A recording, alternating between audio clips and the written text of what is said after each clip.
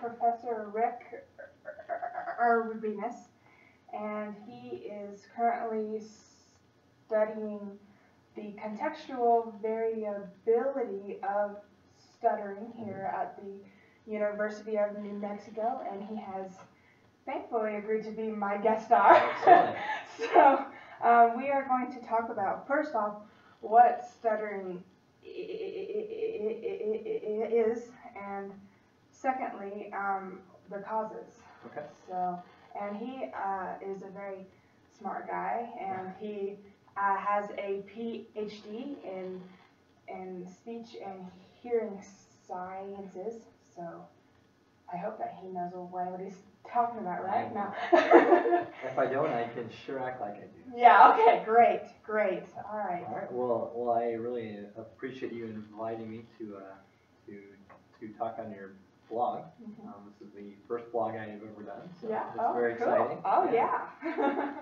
So I guess I'll just kind of first off kind of talk about what stuttering is, and then we'll just kind of go from there. Okay. So stuttering is just kind of vaguely described as in any kind of an involuntary interruption in the forward flow of speech. And so that can take a wide variety of different forms, but it's generally, it can be in the form of repetitions, like repetitions, or audible blocks, like repetitions, or silent blocks, like repetition. And so those are kind of the primary forms. And so, but there are a lot of other aspects of the behavior that may not be directly related to the speech. Like there can be secondary behaviors. So a person may do things like eye blinking, or have some visible facial tension, and so all of those things are also kind of part of the stuttering behavior as well. Okay, cool. So, and stuttering is categorized under what? It's a communication disorder. Most people think of it as a speech motor disorder. Because in general, people who stutter know exactly what they want to say.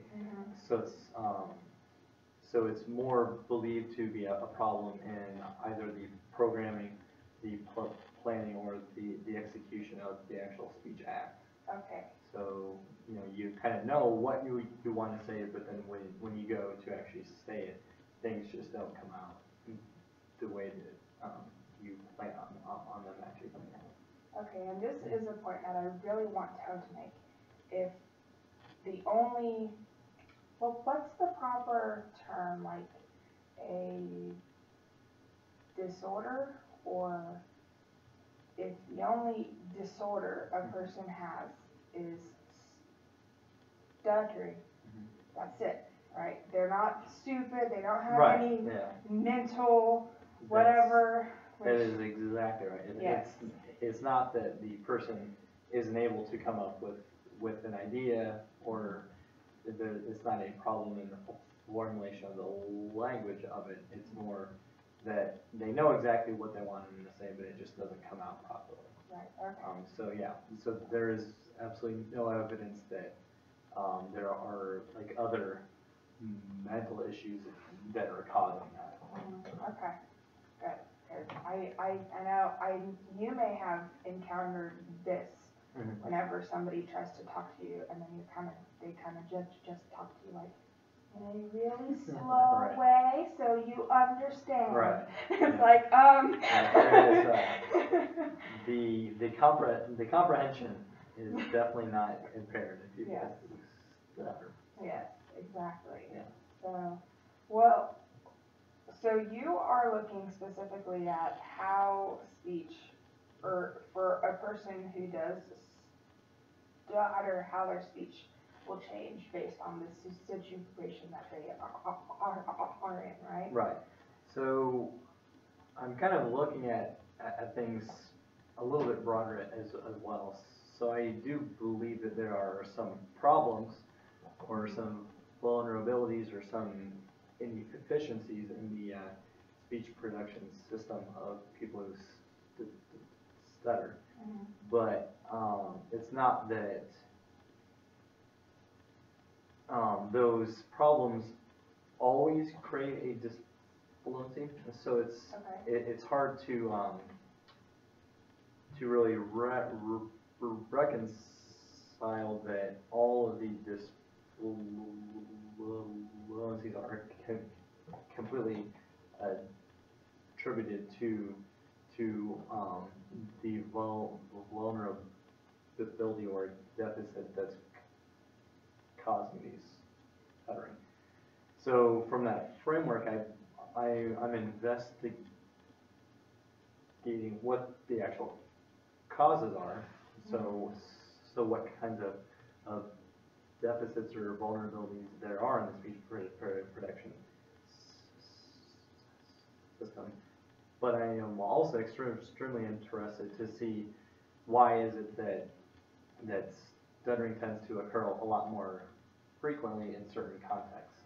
So is it that there's more anxiety, or there's more autonomic arousal, and how do those things actually interact with the speech production system to increase the likelihood that there would be a disfluency? Okay. So those are the primary things I'm looking at right now. Okay. So what does the general community believe on the causes? Have we do we know one yet, or is it just kind of like, well, we think, but I don't know? I would say that we don't know for certain. There are, I would say, the two strongest hypotheses out there right now. Both involve that there are some neurological either deficits or impairments, however you want to describe them. But one of the hypotheses is that there's a problem in the internal timing of speech, and those deficits would be attributed more to problems in the basal ganglia. Okay. And so that's kind of one of the prominent hypotheses right now. Okay. A second one would be a problem with the auditory motor integration. So whenever anybody's talking, they're continuously hearing their own speech and on a very unconscious level are using that feedback to help to plan and to correct the motor output in real time. So for normally fluent speakers, they usually produce the speech extremely accurately from what they plan. So they're not relying a lot on that feedback, but it's still continuously being monitored. And so there is pretty strong evidence that in people who stutter, either the auditory feedback is being used too much, or it just is not being integrated well with the ongoing speech plan. So evidence for that are when a person who stutters uses some form of altered auditory feedback, they tend to speak more fluently. Like if they use delayed auditory feedback, or if they use any kind of white noise that blocks out that auditory feedback, then they tend to speak much more fluently. Okay, so that would be kind of like there's this devices that I've seen is called, I think, like the easy or something? It looks like a phone, kind of. So this, the speech easy is really small actually. It is like a little hearing aid. And so that one I believe does provide both delayed auditory feedback and frequency altered. So you kind of hear your own voice at a higher pitch also, and at a delay. Okay. So those devices can be helpful for some people, but there's also evidence that for some people they aren't as helpful. Right. Okay. So based on the first one, you said that there was a problem in some part of the brain. I forgot where. Potentially, or there's been a hypothesis that there's some problems in the basal ganglia circuits. Okay. So what do they normally do? Like, what's their job? Well, the basal ganglia does a lot. And it's kind of involved in in almost everything that you do, and so that's why it's kind of challenging to really view it as being purely a problem with the basal ganglia, because if that were the case, then you would suspect that there would probably be more pervasive issues.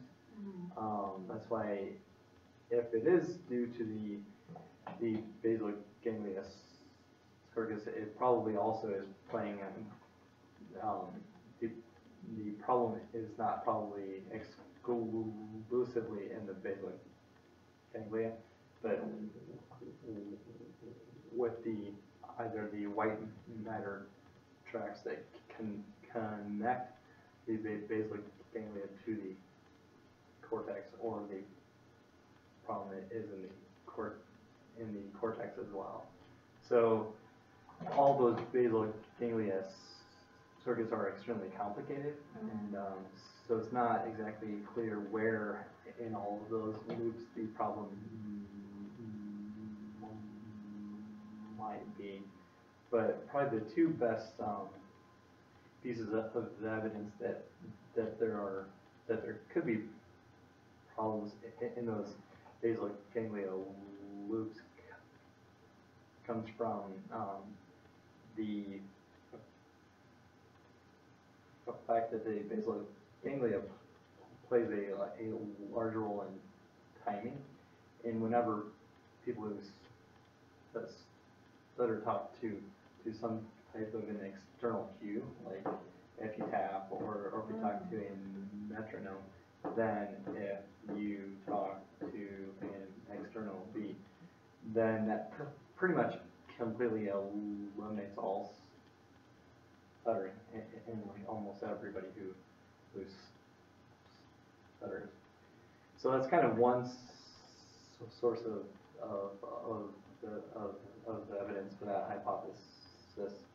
And the other one is that there are a lot of dopamine antagonist drugs that work primarily in the basal ganglia, and the large majority of those class of drugs have been found to decrease the amount of disfluencies in people who stutter.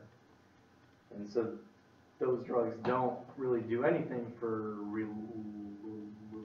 relieving any anxiety or anything like that. So the fact that they do tend to decrease the amount of disfluencies kind of does speak to that they are probably working in some way on the mechanisms that are actually contributing to these stuttering behavior. Okay, so with what we know about these two hypotheses about the causes, how does that affect treatment? Because there's, That's a great like question. you said, something about pills, and then you know, there's like stuff that I've learned. There's the beat thing. So how does that kind of correlate with each other? It's a really good question. And currently, most of the treatments that we do have are not really based on the hypotheses that we have that are related to the cause. Okay.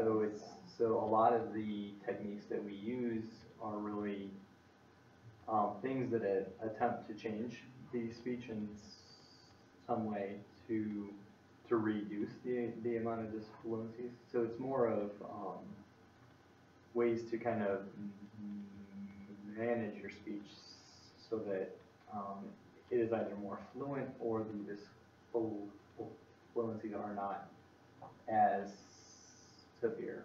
And so currently there's nothing really treatment-wise that really, I would say, targets what the potential causes are. But there is kind of a general idea that if you do enhance fluency and that if you do train on some kind of a mode that increases the likelihood that you will have fluent speech, that it could help to rewire the brain to either have that mode become more of a default mode of speaking, or it would help to kind of rewire the brain to help those speech motor networks become more efficient. And there is some neuroimaging evidence that has shown that if you look at the brain before an intensive treatment and you look at the brain after an intensive treatment, that you do see some real wiring happen in those individuals who have become more fluent. So it's important to really to note that the brain is very plastic, and that it is possible to change. It's just it's unclear whether those deficits that were there that actually caused it to start at the beginning, if those can be completely eliminated or not. Okay. And I think that there's not a lot of evidence like either way on that. But that's hopefully where we will be heading in the future, that the treatments are going to be a lot more tailored to what these specific underlying neurological issues are. Because odds are those underlying neurological issues are not going to be the same across everybody. So there's probably certain treatments that would be a lot more helpful for you as opposed to treatments that would be more helpful for me. Okay, so because our brains are so different, because we're all constantly creating these connections, right? And we make some stronger, we make some weaker. I know the ones for me that have anything to do with Latin are very weak, because I suck at Latin. But at least you know a little Latin. I don't know any Latin. I guess a little bit. But so because it's so different brain to brain, do you believe that we can ever be truly effective in trying to to treat that? I do. I think that where we're at right now, we've come a long way in terms of making sure that clinically that we tailor the treatment to what the individual clients actually want. So, Okay. so that's really key, is that for any particular client, their goal might be to become more fluent, but another client may just want to become more comfortable and to just kind of focus more on improving their quality of life. Mm-hmm. And so I really feel like regardless of what the causes are, and regardless of whether you can even do anything about those underlying issues, there's a ton that can be done clinically to improve a person's quality of life and how they actually handle the disorder. Okay. And so in that regard, I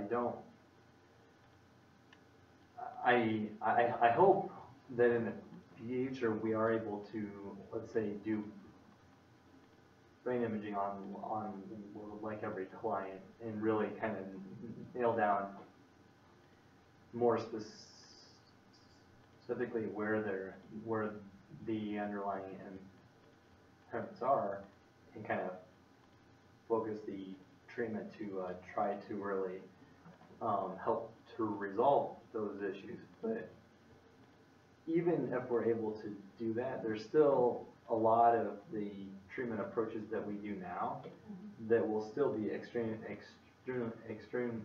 applicable, because a lot of what we do now is really trying to manage and to kind of come to terms with the fact that it may not completely go away, but that doesn't have to really impact your life as a whole, and that you can still live a really fulfilled and great life and be extremely fluent. So I feel like regardless of where we are in terms of being able to treat the actual cause of it, that component of the treatment hopefully will never be completely gone. Right. And so I don't know if that really answers your question or not, but you're doing fantastic. Okay. Don't worry about it. Okay. Well, I do know that on these groups on Facebook, there are these support groups, and I see a lot of questions about, cures. Right. Do you believe there will ever be one clear-cut cure? One, or like, or just some type of, the way that some of these posts are worded is they believe, have you ever tried acupuncture to cure it? It's like, where would you stick the right? But I think we're desperate for something. That is absolutely. And so, what treatment do you think is most effective right now? And do you believe that there will ever be some type of cure in perhaps our lifetime? I guess I would like to think that there would be. I don't really know that is feasible completely, and I think that if that were to happen, it would be more at the level of young kids. Okay. So I believe that if that is, if we ever do get to that point, it would likely be that we would somehow be able to make sure that kids who do start to, that we find out a way for them to outgrow it. but I think that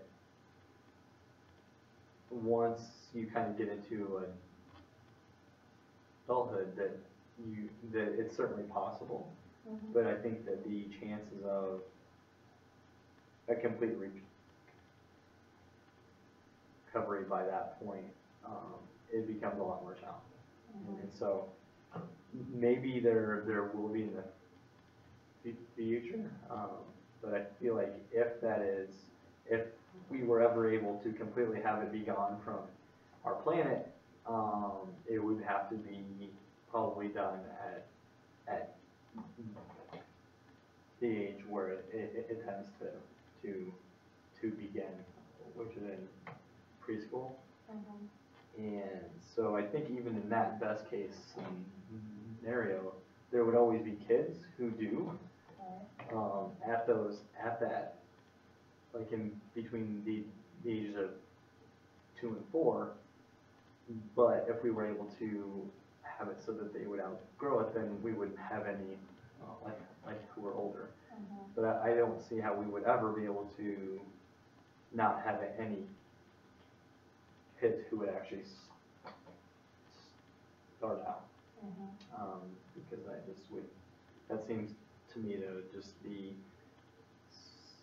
something that would be almost impossible to completely prevent. But I do believe that we will get to a point where there will be a much smaller amount of adults who stutter. Okay, so right now the most effective thing is treatment, to see somebody like a speech pathologist and help them give you the tools that you need to accomplish the goals that you want to. Right? That's what I believe, yes. Okay. And there is pretty strong evidence out there that therapy helps. I mean, there is not a whole lot of argument that therapy isn't helpful. It's just really determining which types are going to be the most helpful for you. Right, so like when I use continuous phonation, I'm fluent. That's exactly right. Yeah, so there's a lot of tools that you can use that do help a lot with fluency, but I think the challenge is being able to use those at the times that you really want to. Right. Because I can sit here and use continuous voicing and phrasing and pausing and be extremely fluent. But using those in a conversation or just remembering to use them, because earlier on in our talk I was having a lot of fluencies, and to be honest, it never even came into my mind, oh, I should probably be using some strategies, just because I'm not that great at being able to self-cue myself to actually to use those tools all of the time. But in certain contexts where I really want to be fluent, I can at times use those. But most of the time, I just somewhat consciously choose not to, because it really consumes a lot of my brain. It's a lot of work. Yeah, it is. It gets rather exhausting. Yeah, and it's hard to think about what you want to say and how you have to play around with your voice and with your mind to make you say it the way, or like with easy onset, you have to think, okay, I have to pause here so I can take a deep breath, so I can have enough air to use it, and I have to do this and I have to do that. So yeah, it's hard. Right. And but it's not that it's not worthwhile. Exactly. I mean, it's very, very, very empowering to know that you have those tools if you want to use them. And so I feel like, for me anyway, the biggest thing that has come about with regard to those tools or techniques is not necessarily that I use them all the time, but at least I know that if I really, really need to, I can control it.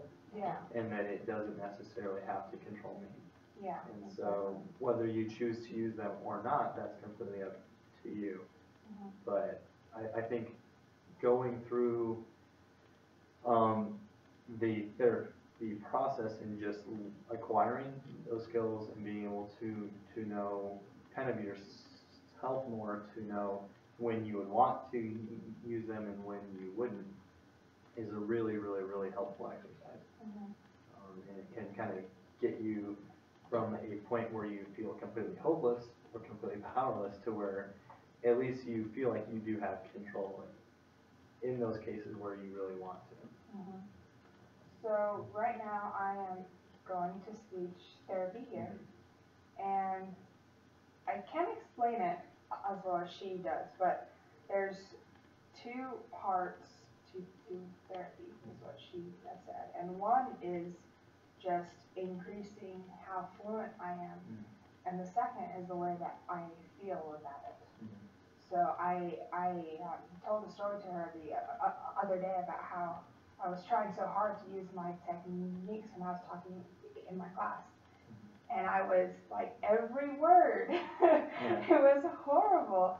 And I just kept getting so mad, and I would lose track of what I wanted to say because I was trying so hard just to say it.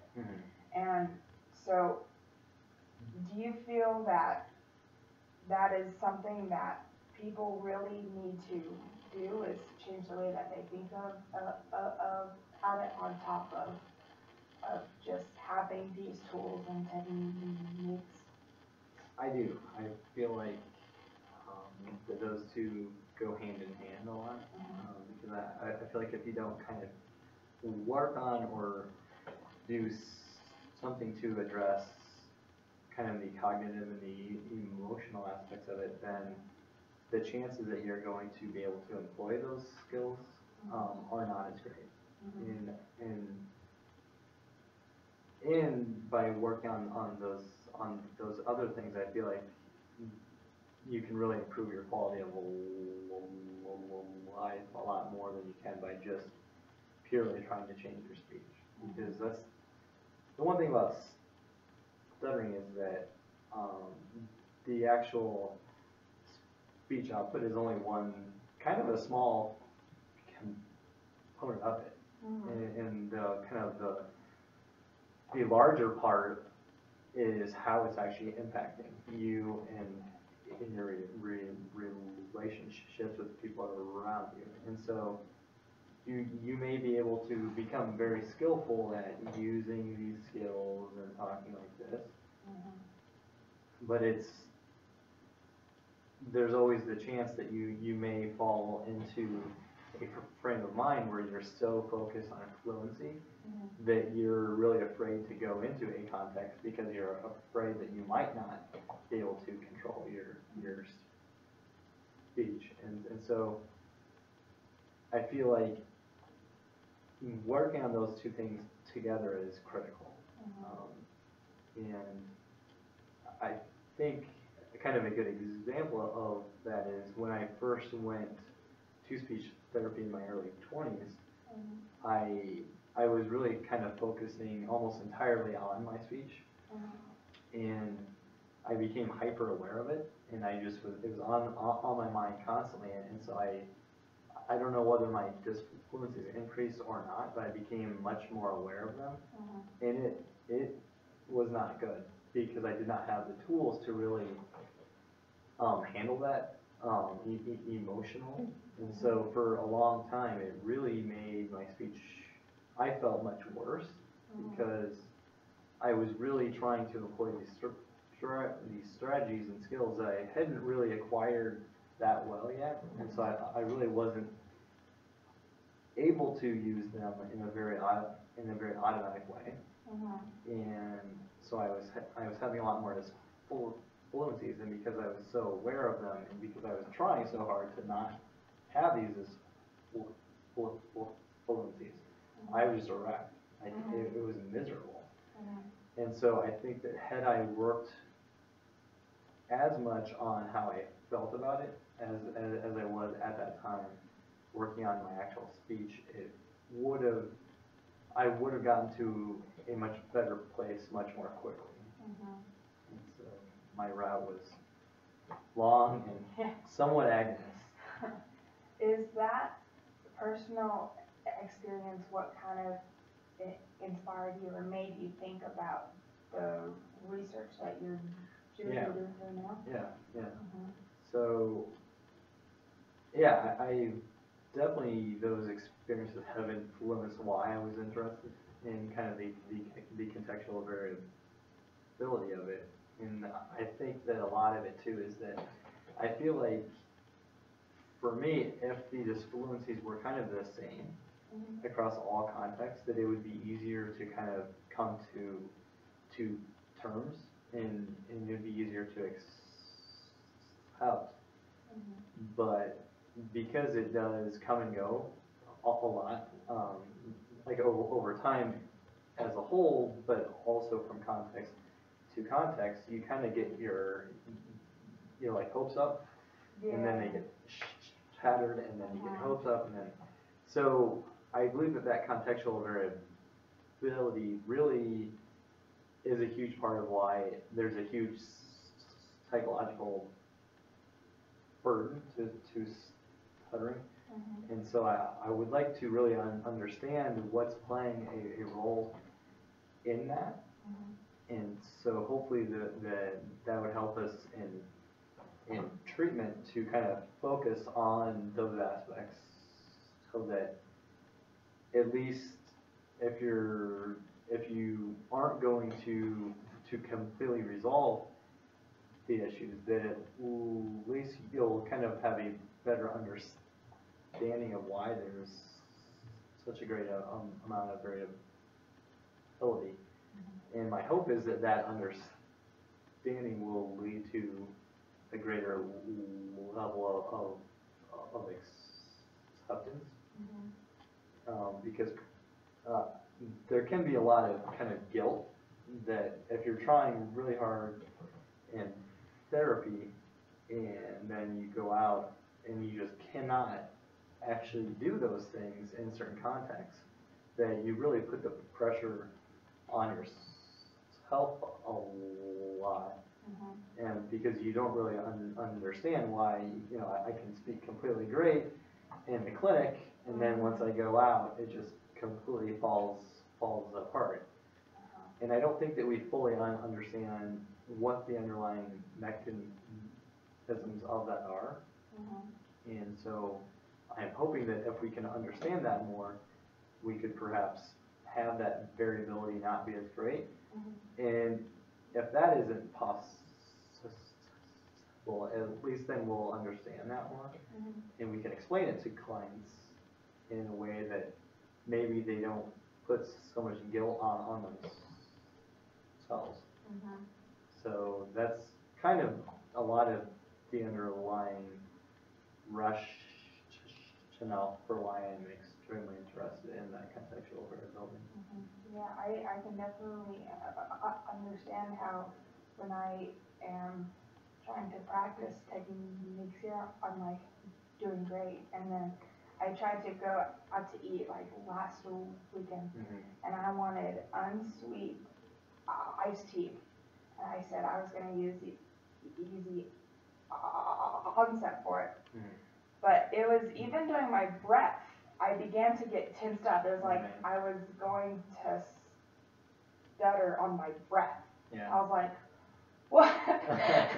If I can't breathe, then it's kind of hard to talk when you can't breathe. Exactly. So a few of the points that I'm really taking away from this talk is that speech therapy and the way that you feel about your speech, it can really vary, and it's more about what you want for yourself, the results that you want. But the biggest thing is to change the way that you feel about it, so that way you don't feel this pressure. Right. Yeah. Right. That's huge. So do you think that that something like antidepressants or like I hear there's like relaxing breathing or stuff like that. Do you think that would help? It certainly any clinical or any evidence out there that we do have has not shown that those types of drugs do help. So I would say that if you're using those drugs to become more fluent, it's probably not going to become helpful.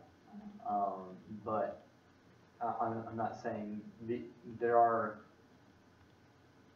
just because you stutter does not mean that you don't have depression, like also. So it's not that a person who stutters absolutely should not take those, because they may actually be depressed also. So I wouldn't say that a person who stutters shouldn't take those drugs, but they shouldn't be taking them in order to help with their fluency. I don't know if that really makes sense at all. So just like anybody else who is completely fluent, those drugs may be helpful or necessary for your quality of life. But I certainly wouldn't recommend like any anti-anxiety drugs or depression drugs purely for your fluency, because there is no evidence that would actually help. Okay, so if there were something kind of like a takeaway point, the people who view these, they are at all varying stages of the way that they feel about their speech. So is there one takeaway point or advice or? It's kind of hard, but yeah, I would just definitely say that there is a lot of hope that you can change. And I would definitely not tie all of that hope to changes in your fluency, but tie that to changes in your overall quality of life, because you can be very, very, very happy and very productive and be extremely disfluent, and you can be extremely fluent and be miserable. And so I think with any type of a goal, really having a good vision for what you want is huge, because if you really believe that you would be much happier if you were completely fluent, that may or may not be true. But if you're tying everything to that, and if you don't obtain the level of fluency that you want, the chances of you improving your quality of life are probably not that great, because you're kind of tying it all to your actual speech. And so I think I just kind of like to view it more from a quality of life perspective. And that's not to say that you shouldn't work on changing how you speak and your fluency. That can't hurt, and that would probably also help out a lot. But I think changing your viewpoints and your perspectives to kind of accept where things are right now and learn to be as okay with that as you possibly can. And odds are that's going to help you to move forward in your fluency as well. So I guess it's not a very specific piece of advice, but it's a pretty good general philosophy, I think.